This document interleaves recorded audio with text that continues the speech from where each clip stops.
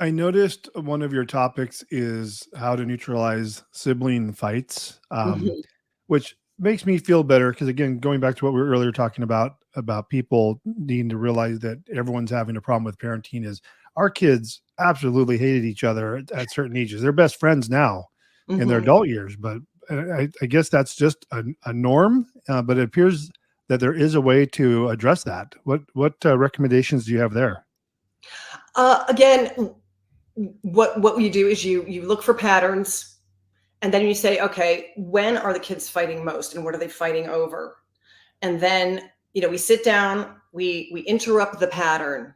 So if you find that they're fighting over the remote at 7 o'clock every night, or whatever, let's look at our day, let's break it down, isolate when the sibling fights are occurring. Let's sit down and talk about it, guys. Not when you're mad. Let's parent in advance.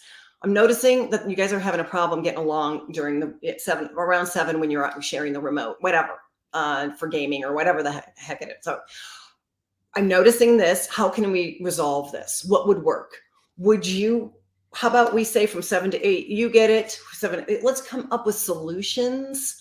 So that's how when we neutralize parent sibling fights, it's about sitting down, talking about it, isolating it, defining it, and then let's come up with solutions between all of us. So then what happens is we get agreement, we get buy-in. Okay, this is the plan moving forward.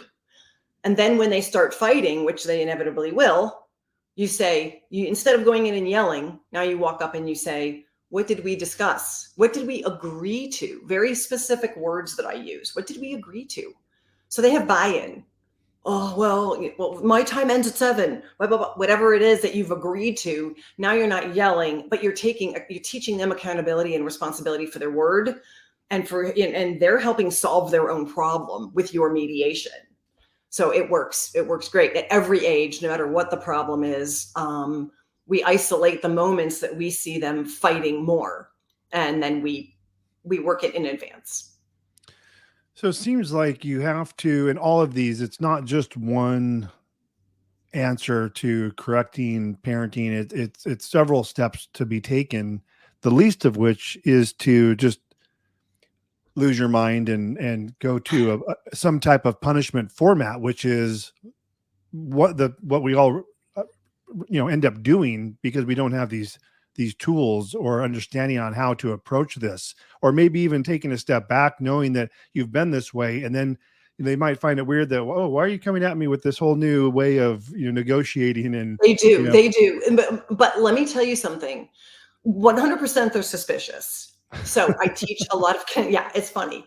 I teach consistency, and the other thing too is it's funny because a lot of what I teach is counterintuitive, and it should be the norm. But unfortunately, the knee jerk punishment, grounding, and timeouts are the norm.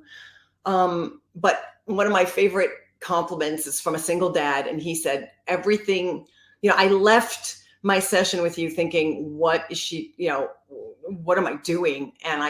And that's when the magic happened. I did what you as much as I thought it was counterintuitive and odd. And that's when the magic happened. And usually you will get a little bit of an eyebrow raise, but I'm telling you, kids are so resilient and so trusting that within 24 to 48 hours, they are going to, if they see this is the new norm from their parent, which is respect and trust and bringing me into solutions and getting my opinion to where I get buy-in.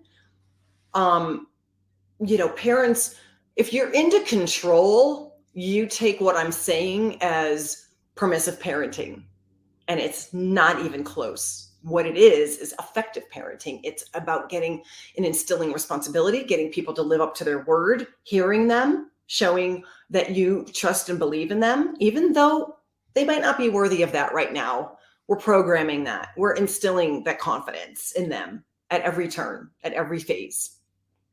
I read that your book was counterintuitive, so I'm glad you explained that how you just did, to say it shouldn't be counterintuitive because it's just we're all falling back to bad habits. So the counterintuitive approach is what should really be happening for effective Well, parenting. and that's what, I get. The biggest question is why I use the title that I do, Secrets to Parenting Without Giving an F, right? Well, Yeah. actually, that's very same dad as the guy that came up with the title, So because he just loved, he said, wow, I'm actually giving a little bit more of an air of like not caring, because if kids think you're really like, I really need you to behave, they like, oh shit, I got control over this parent. Like you're giving the kids the control at that point.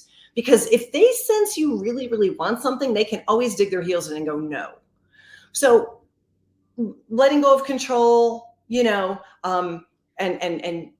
sitting and having an adult conversation, which you can do with a child at 4 or 5, which is what I did with our 5-year-old when he was making all the kids cry in the playpen when they were 2 and 3. This method that I teach is applicable every age, every situation. And then once you learn, it's like a foreign language. Once you learn how to do this, and that counterintuitiveness turns into common sense, you then go, oh, why aren't we all doing this, really? And again, a lot of this stems from the Montessori, which opened my eyes to just what kids are capable of at such a young age. So it's a lot of that is just this positive parenting philosophy.